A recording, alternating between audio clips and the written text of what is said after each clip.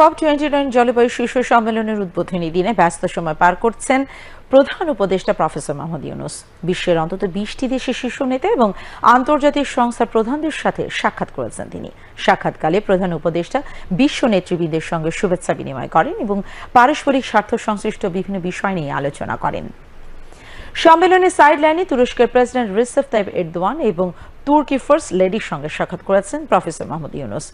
President Erdogan বাংলাদেশের অন্তর্বর্তীকালীন সরকারের প্রধান উপদেষ্টাকে তুরস্ক সফরের আমন্ত্রণ জানান ও সমৃদ্ধ বাংলাদেশ গড়ে তুলতে এবং চলমান সংস্কার প্রক্রিয়া এগিয়ে নিতে সম্ভাব্য সব ধরনের সহায়তার আশ্বাস দেন।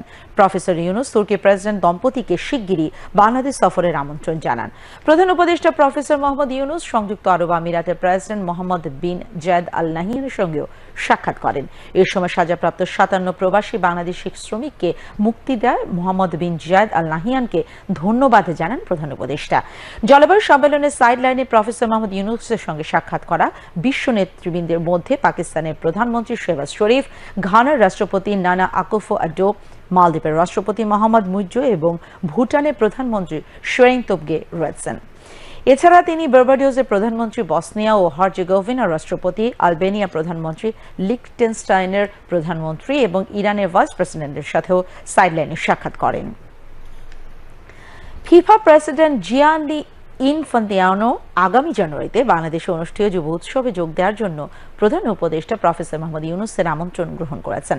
বাকুতে জলবায়ু শীর্ষ সম্মেলনের সাইডলাইনে প্রধান উপদেষ্টা ফিফা প্রধানকে এ আমন্ত্রণ জানান।